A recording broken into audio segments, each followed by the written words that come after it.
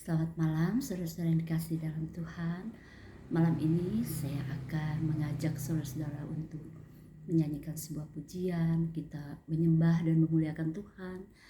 Dan setelah itu saya akan membacakan sebuah kisah-kisah dari kehidupan yang dialami oleh orang-orang percaya, ya, saudara-saudara seiman kita, di mana kisah-kisah itu bisa menginspirasi kita, ya, bisa menggugah, menghibur, menyentuh, menguatkan dan memperkaya hidup kita.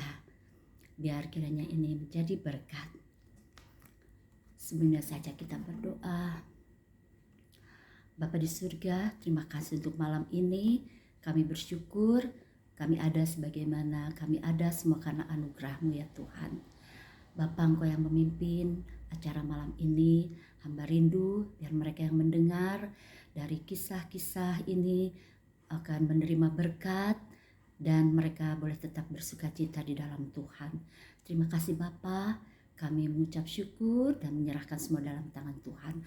Engkau mengurapi dan memperlengkapi hamba-Mu yang penuh dengan kekurangan ini. Di dalam nama Tuhan Yesus, hamba berdoa. Haleluya. Amin.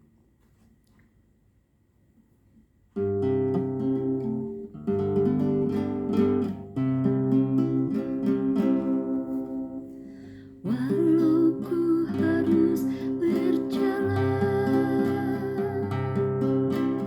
dalam lembah kekelaman,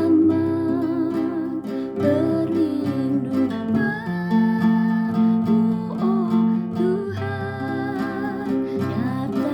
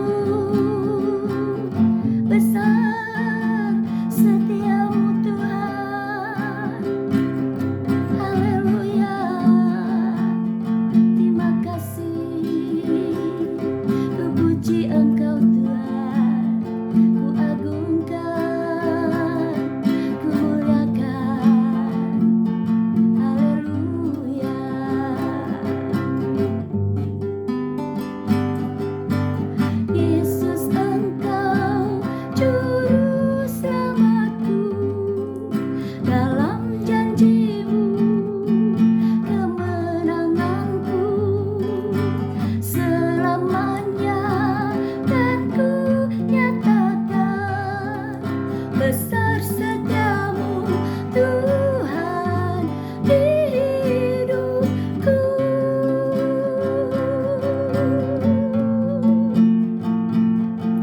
Besar setiamu Tuhan di hidupku.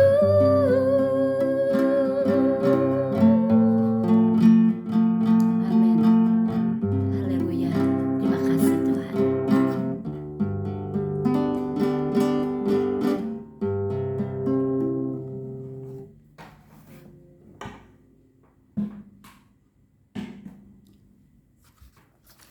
Selanjutnya saya akan bacakan sebuah kisah pengalaman dari seorang istri yang ditinggal oleh suaminya, meninggal karena leukemia. Kisah ini ditulis oleh seorang ibu bernama Gwen Beekney. Dia memberikan judul Menyeberangi Sungai Duka. 15 bulan telah lewat sejak Steve didiagnosa menderita leukemia akut. Banyak sahabat dan sanak saudara berdiri di sisinya sambil berjaga dan berdoa kala Steve, suami sekaligus sahabat dan kekasih jiwa saya, menghembuskan nafas terakhir. Hari itu adalah hari yang paling mendukakan dalam hidup saya. Setelah para perawat melepas semua peralatan infus, cincin kawin suami saya diserahkan kepada saya. Hati saya berdegup kencang saat menuju kamar untuk melihatnya. Ia terbujur kaku, tak bernyawa lagi. Saya duduk di samping tempat tidur dan merasa sangat kesepian karena saya sadar bahwa saat itu saya bukan lagi seorang istri, melainkan janda. Terlintas dalam benak saya, sekarang tinggal Engkau dan saya, Tuhan. Ketika anak-anak kami masuk, saya pun keluar, kembali ke ruang tunggu. Seorang perawat mendekati saya dan berkata, "Nyonya Beekney, kemana kami harus mengirimkan jenazahnya?" Benarkah ia mengatakan jenazah? Oh, ternyata ini baru permulaannya. Masih ada banyak hal yang harus saya hadapi. 2 hari kemudian, saya melihat Steve terbaring di peti jenazah. Ia mengenakan baju gerejanya dan matanya tertutup seakan sedang beristirahat. Seakan ia dapat terbangun setiap saat. Namun Steve telah pergi. Yang ada sekarang hanyalah tubuh orang yang saya kasihi dan yang dengannya saya hidup bersama. Bagaimana saya dapat meninggalkan tempat ini dan melanjutkan hidup saya? Beberapa saat kemudian, seorang pekerja sosial yang hadir menggambarkan duka cita sebagai sebuah sungai yang sangat lebar sehingga membutuhkan perjalanan panjang untuk menyeberanginya. Tak seorang pun dapat menyeberangi sungai itu menggantikan saya. Mereka mungkin dapat menemani saya, menguatkan atau berdiri di seberang sambil menunggu kedatangan saya. Namun, perjalanan itu harus saya tempuh sendiri. Di seberang itulah terdapat kehidupan. Saya terus teringat akan perkataan pekerja sosial itu. Perkataan itu sering melintas dalam pikiran saya selama minggu-minggu dan bulan-bulan selanjutnya. Namun, awalnya saya pikir segalanya akan berbeda. Allah pasti memiliki rencana lain untuk saya. Karena itu, saya mulai melangkah dari tepi sungai.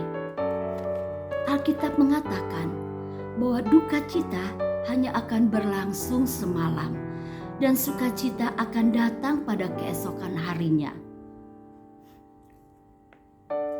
Saya tak menduga bahwa semalam yang dimaksud ternyata berlangsung panjang, dan esok ternyata baru terjadi bertahun-tahun kemudian. Ada banyak batu di sungai itu. Itulah duka cita. Sejumlah batu dapat dilewati dengan cepat. Beberapa lainnya dapat digunakan untuk beristirahat.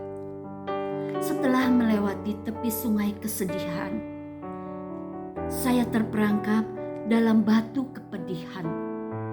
Saya bahkan berpikir bahwa jantung saya akan meledak karena kepedihan yang tak tertahankan. Pada malam hari saya berbaring di tempat tidur dan berseru memanggil Steve, bukan Allah. Allah tak dapat dipercaya. Dia membiarkan hal itu terjadi, padahal dia dapat mencegahnya.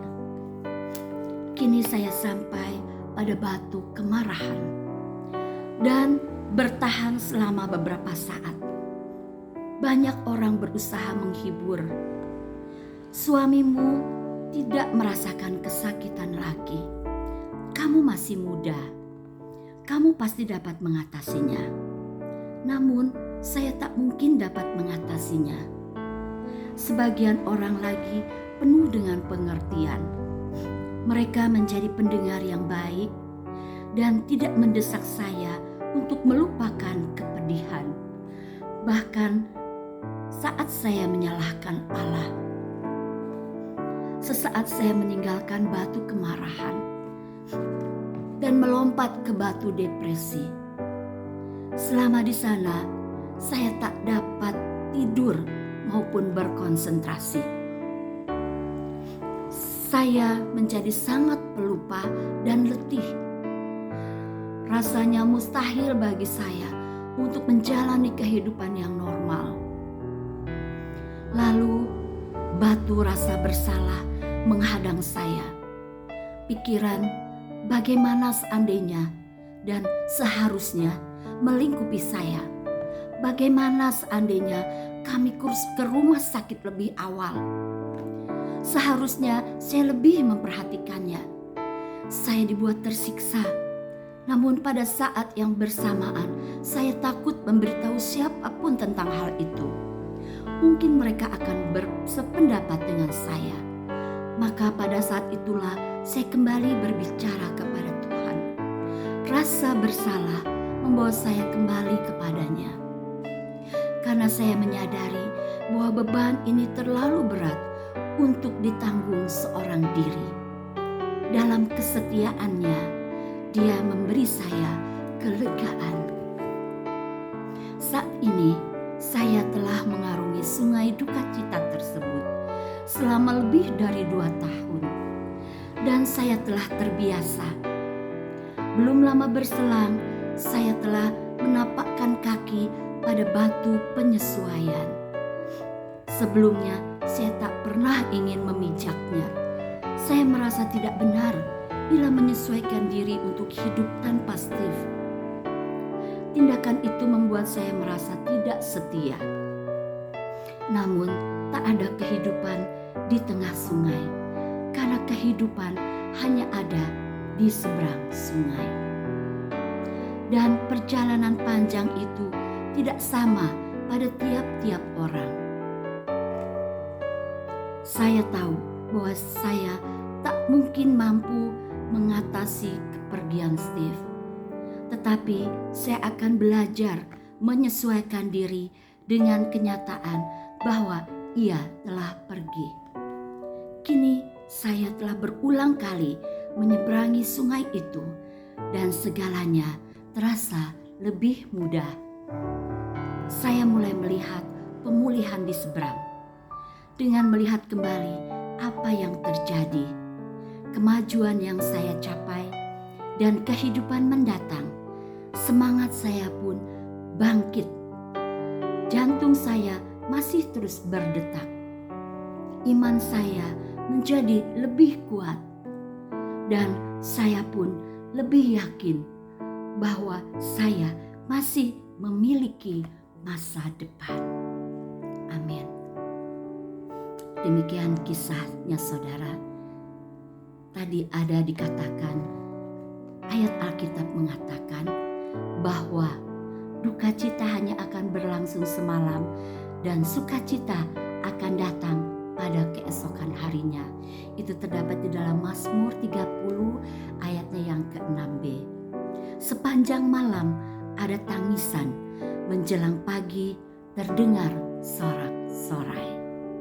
Puji Tuhan saudara, biar kisah ini bisa memberikan satu motivasi dan kekuatan serta semangat bagi mereka yang sedang mengalami kepedihan atau jiwa yang terluka akibat ditinggal oleh orang yang dikasihi. Biarlah kita tetap mengandalkan Tuhan dalam setiap musim di hidup kita. Kita percaya apapun yang terjadi dalam hidup kita, Tuhan selalu menyertai anak-anaknya yang berharap kepadanya. Biar kisah ini akan membawa kesejukan bagi jiwa kita. Terpuji nama Tuhan. Terima kasih Bapa untuk malam ini. Biar kisah yang sudah Hamba bawakan akan menjadi berkat bagi setiap mereka yang mendengar. Dan kami mempercayai bahwa di dalam peristiwa apapun di hidup kami, Tuhan tidak pernah meninggalkan dan membiarkan kami. Tuhan tidak pernah meninggalkan kami seorang diri. Engkau akan menguatkan kami dan membantu kami melalui hari-hari kami. Dan kami percaya di dalam Tuhan selalu ada masa depan yang cerah. Terima kasih Bapa, Kau memberkati setiap orang yang mendengar akan cerita atau kisah ini. Diberkatilah kiranya mereka. Di dalam nama Tuhan Yesus Hamba berdoa dan mengucap syukur. Haleluya. Amin. Demikian saudara, selamat malam. Kiranya saudara-saudara bisa mendukung dengan like, subscribe, dan share. Sehingga saudara juga setelah diberkati bisa menjadi berkat. Terpujilah Tuhan. Sampai jumpa di acara selanjutnya. Tuhan memberkati.